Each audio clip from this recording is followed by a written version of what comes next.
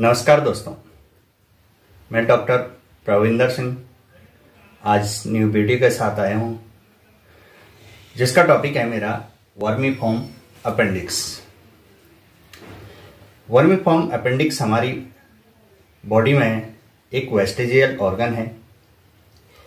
Vestigial organ means body में पाए जाने वाले ऐसे ऑर्गन्स जिनका हमारे शरीर में कोई फंक्शन अभी तक क्लियर नहीं हुआ कि किस लिए ये ऑर्गन हमारी बॉडी में प्रेजेंट है।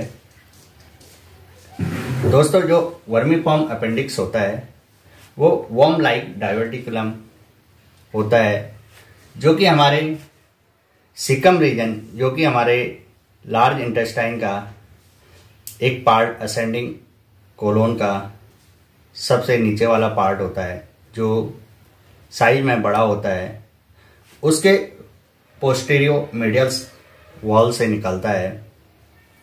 पोस्टीरियर मीडियल वॉल मीन्स जो उसकी मीडियल साइड होगी और पीछे की साइड होगी, वहाँ से वर्मीफॉर्म अपेंडिक्स हमको देखने को मिलता है।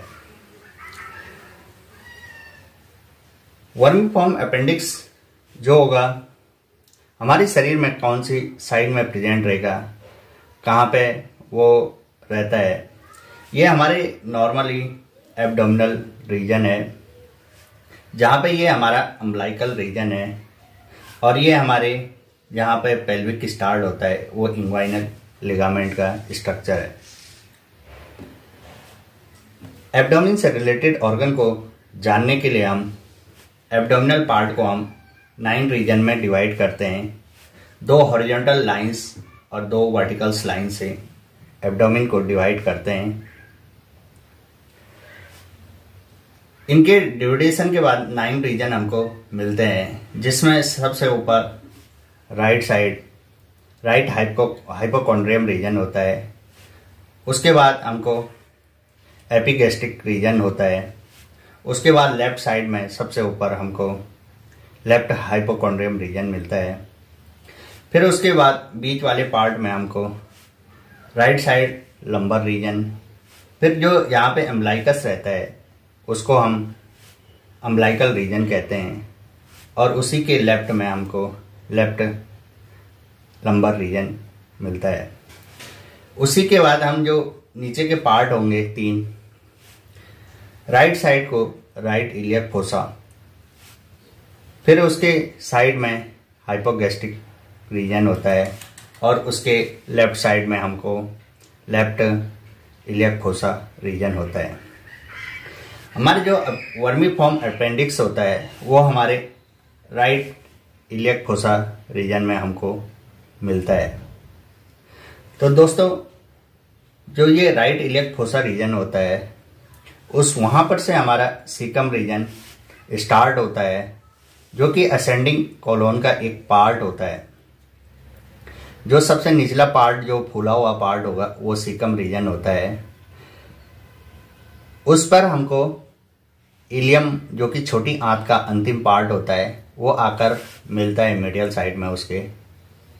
तो उसी के 2 सेंटीमीटर लगभग नीचे और पीछे की साइड पोस्टीरियर मीडियल साइड पे हमको अपेंडिक्स का आउटपोचिंग दिखेगा।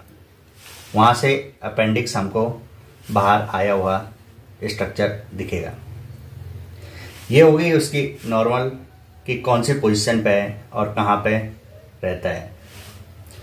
दोस्तों, जो वर्मीफॉर्म अपेंडिक्स होता है उसका डायमेंशन 2 to 20 सेंटीमीटर लॉन्ग होता है। ऑन एवरेज इसका 9 सेंटीमीटर 10 सेंटीमीटर लॉन्ग्स दिखता है। इसका जो डायमीटर होता है वो 5 mm के लगभग में होता है। जो हमारा अपेंडिक्स होता है एक टाइप का हमारा ल्यूमेन वाला स्ट्रक्चर होता है, जो कि अंदर से सीधे सीकम पार्ट से जुड़ा रहता है। इसका डायमीटर 5 mm के लगभग होता है।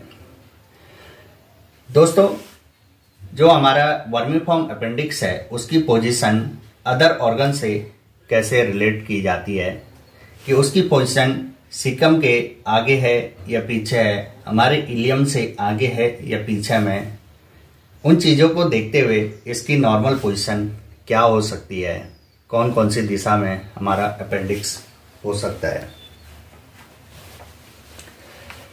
जो पोजीशन होती है वो राइट इलियक फोसा रीजन में होती है, और जो हमारा अपेंडिक्स का बेस होगा वो पोस्टीरियर मीडियल वॉल से होता है, जो कि एक जगह पे फिक्स रहता है। अब इसका जो टिप होगा वो किसी भी डायरेक्शन में हमको देखने को मिल सकता है।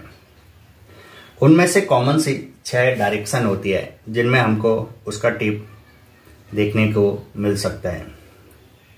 सबसे पहले हमारे पास पैराकोली, जिसको हम 11 ओ क्लॉक पोजिशन भी कहते हैं, उसमें अपेंडिक्स का जो ये टिप रहता है वो हमारे पोस्टीरियर साइड में 11 ओ क्लॉक की ओर जाते हुए दिखेगा। सेकंड है हमारा रेट्रोसिकल, जिसको हम 12 ओ क्लॉक पोजिशन भी कहते हैं। उसमें जो हमारा अपेंडिक्स का टिप होगा वो पोस्टीरियर साइड से सीधे ऊपर की ओर जाते हुए दिखेगा। थर्ड है हमारे पास प्री इलियल मीन्स जो हमारा ये स्मॉल इंटेस्टाइन का पार्ट इलियम रीजन है, उससे पहले हम प्री इलियल कहेंगे, और उसके जस्ट बाद को उसके पोस्टीरियर साइड को हम पोस्ट इलियल साइड कहेंगे। प्री इलियल्स में हमारी जो अपेंडिक्स का टिप होगा वो हमारे इलियम रीजन, जो कि स्मॉल इंटेस्टाइन का अंतिम पार्ट है, उससे जस्ट एंटीरियर साइड पे प्रेजेंट रहेगा। फोर्थ है हमारे पास post ileal position. Post ileal means हमारे जो इलियम का है रीजन है, उसके पोस्टीरियर साइड में अगर अपेंडिक्स का टिप्स होगा तो वो हमारी पोस्ट इलियल पोजिशन कहलाएगी। फिफ्थ है हमारे पास पेल्विक रीजन, पेल्विक पोजिशन, उसको हम 4th ओ क्लॉक पोजिशन भी कहते हैं। इसमें जो हमारा अपेंडिक्स का टिप होगा वो हमारे पेल्विक रीजन की तरफ डायरेक्टेड होगा। 6th पोजीशन है हमारे पास सबसिकल पोजीशन, जिसको हम 6 ओ क्लॉक पोजीशन भी कहते हैं। इसमें हमारा जो अपेंडिक्स होगा, जो अपेंडिक्स का टिप होगा वो हमारे डायरेक्टेड टू डाउनवर्ड पोजीशन होगा। इसमें हमारा जो अपेंडिक्स का टिप होगा वो सीधे नीचे की तरफ हमको मिलेगा। तो ये सारी कॉमन सी पोजीशन होती है हमारी अपेंडिक्स की, जो कि राइट इलियक फोसा रीजन में हमारे प्रेजेंट रहता है।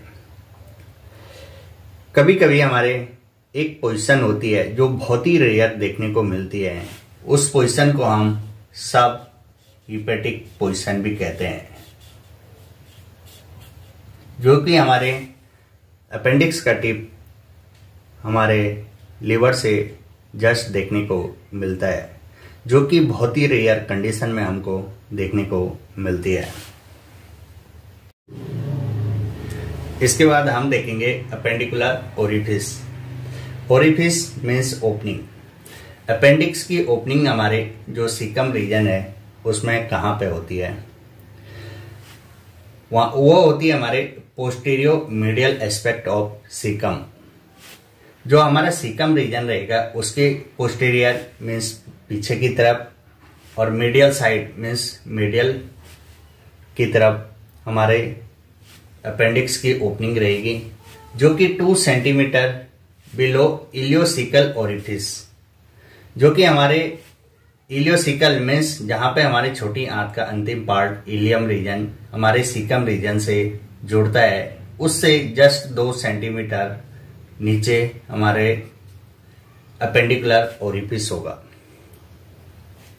हमारा जो अपेंडिकुलर ओरिफिस होता है वो एक म्यूकस मेम्ब्रेन द्वारा बंधा होता है, जिसको हम वाल्व ऑफ गेरलैक भी कहते हैं।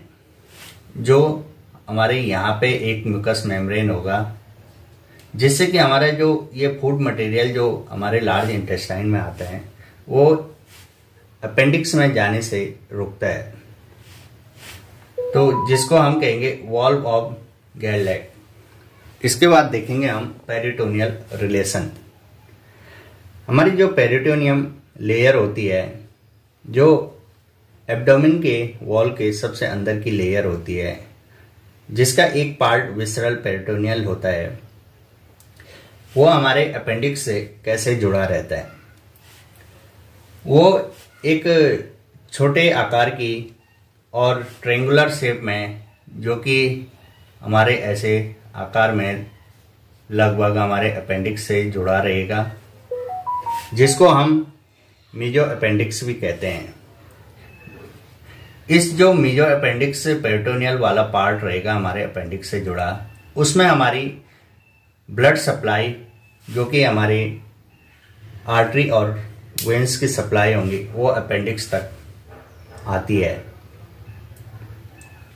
जिसको हम मीजो अपेंडिक्स कहते हैं। अब देखेंगे हम इसके बाद कि जो हमारी अपेंडिक्स की आर्टरी सप्लाई क्या क्या होती है।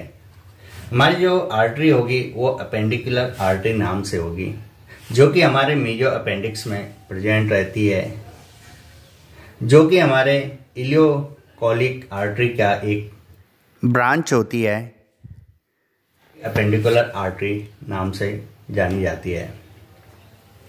इसके बाद देखेंगे कि अपेंडिक्स को कौन सी नर्व सप्लाई होती है।